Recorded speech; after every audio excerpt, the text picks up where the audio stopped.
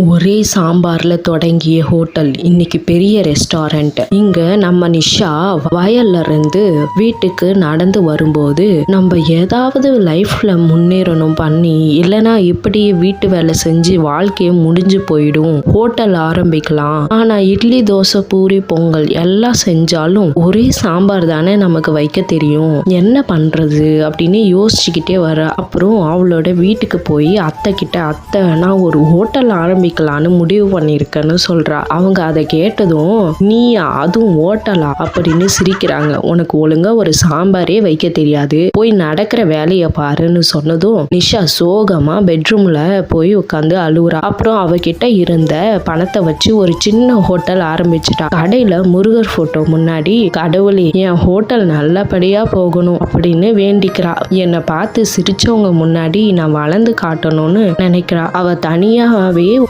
ஒரு இட்லி தோசை பொங்கல்னு செஞ்சு டேபிள்ல வைக்கிறா.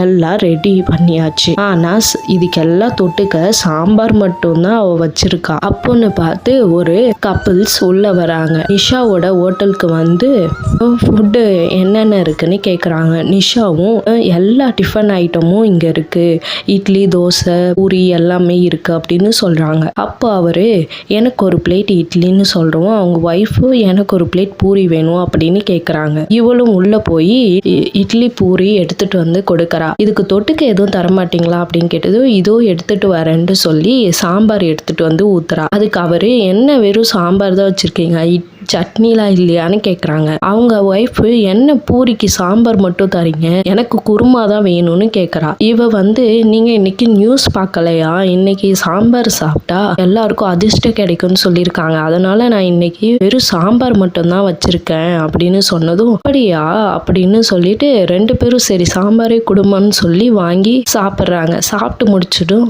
இந்தாம்மா காசு அப்படின்னு சொல்லி அவன் கொடுத்துட்டு போறான். நாளைக்காச்சு சட்னி ரெடி பண்ணி வைமான்னு சொல்லிட்டு போறாரு. சரிங்க சார் அப்படின்னு இவளும் சொல்லிட்டு அந்த காசை எடுத்துட்டு போய் வீட்டுல இருக்கிற மாமியார் கிட்ட கொடுக்கறா. அவங்க அத்தைக்காரியும் ரொம்ப சந்தோஷப்பட்டு பரவாயில்லையே நம்ம மருமக இன்னைக்கு நல்ல லாபத்தை எடுத்துட்டு வந்திருக்கான்னு சொல்லி பெருமைப்படுறாங்க. பெருமைப்பட்டுட்டு அந்த சந்தோஷத்திலேயே அவளை கூப்பிட்டு அவளுக்கு சட்னி குருமா எல்லாமே வைக்க சொல்லி தராங்க. அவளும் அடுத்த நாள் ஹோட்டலுக்கு போய் இட்லி தோசை சாம்பார் எல்லாமே ரெடி பண்ணிட்டு சட்னி குருமாவும் செஞ்சு வைக்கிறா. அப்போ அதே ஆளு திரும்பி வந்து சாப்பிட்றாரு. என்னம்மா இன்னைக்காச்சும் சட்னி இருக்கா, ரெடி சார் அப்படின்னு சொல்லிட்டு ஒரு பிளேட் இட்லி ஆர்டர் பண்றாரு. அவளும் எடுத்துட்டு போய் சட்னி சாம்பார்னு வைக்கிறா. அவரும் சாப்பிட்டுட்டு காசு கொடுத்துட்டு போயிடுறாரு. அப்போ ஒரு 2 காலேஜ் பசங்க உள்ள வராங்க. என்னக்கா இருக்குன்னு கேக்குறாங்க. இந்த மாதிரி இட்லி தோசை எல்லாமே இருக்குன்னு சொன்னா. ஆனா அவன் வந்து எனக்கு ஒரு பிளேட் பரோட்டா ஒரு பிளேட் பூரி வேணும்னு கேக்குறாங்க. அதுக்கு இவ இதெல்லாம் நம்ம கிட்ட இல்லையே, இவங்க கிட்ட இல்லைன்னு எப்படி சொல்றது அப்படின்னு யோசிச்சுக்கிட்டே இருக்கா. அவங்க 2 பேரும் அக்கா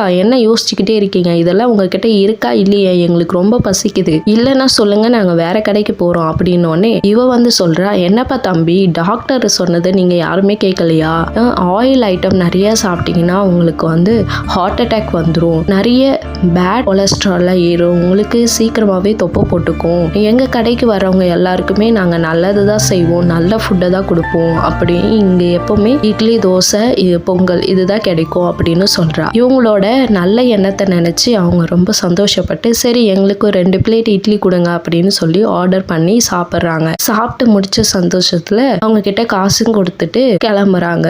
இவ்வளவு சந்தோஷத்துல அந்த காசை வாங்கிட்டு போய் திரும்ப அவங்க அத்தை கிட்ட கொடுக்கறா. கொஞ்ச நாள்லயே அந்த கடை பெரிய ஒரு ரெஸ்டாரண்டா மாறிடுது. அவங்க அத்தையும் அங்க வந்து பார்த்து சந்தோஷப்படுறாங்க. 2 பேருமே கஸ்டமருக்கு பரிமாறுறாங்க. இவ எங்க உருப்பட போறான்னு நினைச்சேன், ஆனா இவளோட புத்திசாலித்தனத்தால இவ்வளவு பெரிய ஆளா முன்னேறி நிக்கிறா. என்னுடைய மருமகளோட புத்திசாலித்தனத்தை முன்னேற்றத்தை பத்தியும் நீங்க என்ன நினைக்கிறீங்கன்னு கமெண்ட்ல சொல்லுங்க. அப்படியே லைக் ஷேர் அண்ட் சப்ஸ்கிரைப் பண்ணுங்க.